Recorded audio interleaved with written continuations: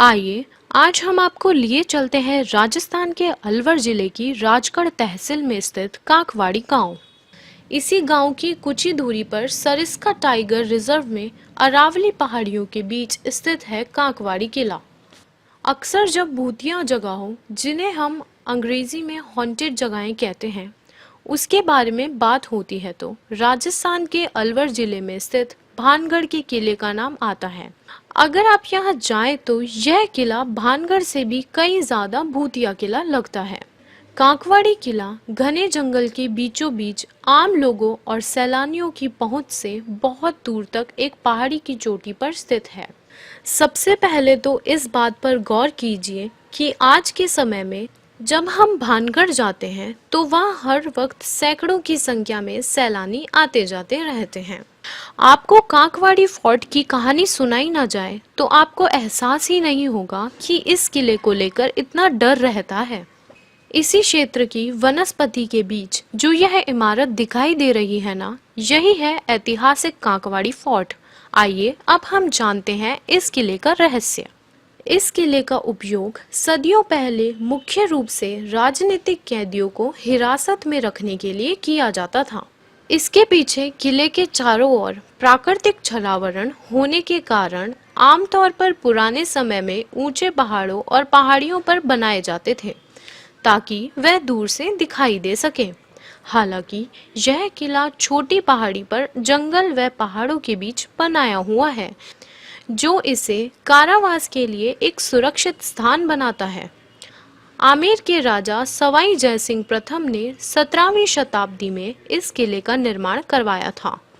इस दुर्ग को बनवाने का मकसद था स्थानीय लुटेरों से प्रजा को बचाने के लिए एक सैनिक छावनी तैयार करना। कालांतर में यह किला अलवर के राजा प्रताप सिंह के अधिकार में आ गया। समय समय पर शासकों ने इस किले को शिकारगाह के रूप में भी इस्तेमाल किया, लेकिन आज भी यह किला पर्यटकों की आवाजाही से छिपा हुआ है। किले तक जाने के लिए सारिस्का वन परिसर से सफारी जीप किराए पर ली जा सकती है। यह किला जयपुर अंतर्राष्ट्रीय हवाई अड्डे से करीब 125 किलोमीटर की दूरी पर स्थित है, लेकिन कांकवाड़ी के किले तक पहुंचने में ही हालत खराब हो जाती है, क्योंकि यह सरिस्का टाइगर रिजर्व के प्रवेश द्वार से भी करीब 25 किलोमीटर दूर घने जंगल में स्थित है। बाघ, तेंदुए व तमाम जंगली जानवरों से भरे जंगल के ऊबड़ खाबड़ पहाड़ी रास्ते पर आपको सवारी की खुली जीप से ही किले तक पहुंचना होता है।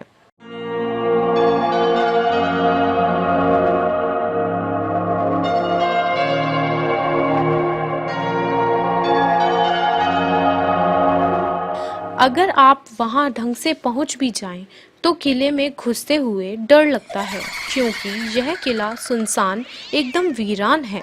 अंदर जाते हुए अनजान सा डर लगता है, और यह डर इस बात का नहीं होता है कि कहीं कोई जंगली जानवर अचानक सामने ना आ जाए। किले की बनावट पारंपरिक किस्म की है। पहाड़ चढ़ने पर एक रास्ता है और रास्ता खत्म होने के बाद 90 अंश के कोण पर मुख्य दरवाजा है। इस शैली का इस्तेमाल मुख्य दरवाजे पर प्रहार करने के लिए हमलावरों को कोई जगह न देने के इरादे से किया जाता था। दरवाजे से भीतर जाने के बाद तुरंत ही फिर 90 डिग्री के कोण पर घूमकर एक रास्ता दोनों तरफ ऊंची किलेनुमा दीवार के बीच से मुख्य किले के प्रवेश द्वार तक है। अब हम आपको बताते हैं इस वीरान किले की रोचक कहानी। हुआ यूं कि औरंगजेब ने दिल्ली की सत्ता अपनाने के साथ ही कांकवाड़ी फोर्ट पर भी अपना आधिपत्य जमा लिया था, और इसके साथ ही शुरू हो गया इस इलाके में अत्याचारों का सिलसिला। इसके परिणाम स्वरूप पास में ही नीलकंठ महादेव मंदिर में बहुत सी मूर्तियों को खंडित कर दिया गया। आप जो यह देख रहे हो ना, यह है अत्याचारी मुगल शासकों की बर्बरता के निशान। आपको पता है इस किले में इतिहास की बहुत सी घटनाएं छिपी हुई है। औरंगजेब ने अपने भाई दारा सिकों को एक षड्यंत्र के तहत इस किले में कैद करके रखा था। आप यह जो इस फोर्ट की तलहटी में यह तालाब देख रहे हो ना, यह पीला पानी कहलाता है। इसलिए इस क्षेत्र को पीला पानी इलाका कहते हैं। बताया जाता है कि जब काफी समय से इस तालाब में पानी ठहरने के कारण इस तालाब के पानी का रंग पीला पड़ जाता था और यह जल खराब होकर पीने के लायक नहीं रहता था, और जब कोई इस पीले पानी को पी लेता था तो वह बीमार होकर अपने प्राण त्याग देता था। इस बात का पता औरंगजेब को भी था, क्योंकि शाहजहां अपने पुत्र दारा सिकों को बेहद प्यार करता था और उसे ही अपना उत्तराधिकारी बनाना चाहता था। इसलिए औरंगजेब दारा सिकों को अपनी सत्ता अपनाने की राह में रुकावट मानता था। औरंगजेब को लगा कि पीले पानी वाले कांकवड़ी फोर्ट में अगर दारा सिकों को रहने के लिए भेज दिया जाए तो वह अपनी मौत खुद ही मर जाएगा, और औरंगजेब दारा सिकों की मौत के इल्जाम से भी अपने आप को बचा लेगा।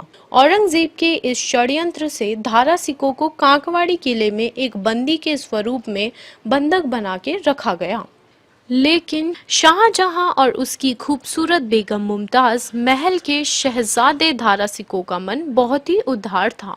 कोई विद्वान था और उसने उपनिषदों को फारसी में अनुवाद किया था। वो अलवर के प्रसिद्ध संत बाबा लाल दास जी से बेहद प्रभावित था।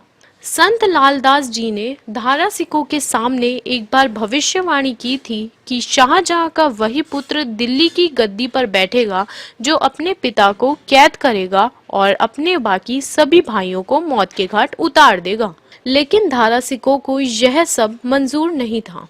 सरल प्रवृत्ति के दारा सिकों को शायद इसलिए छोटे अकबर के नाम से भी जाना जाता था।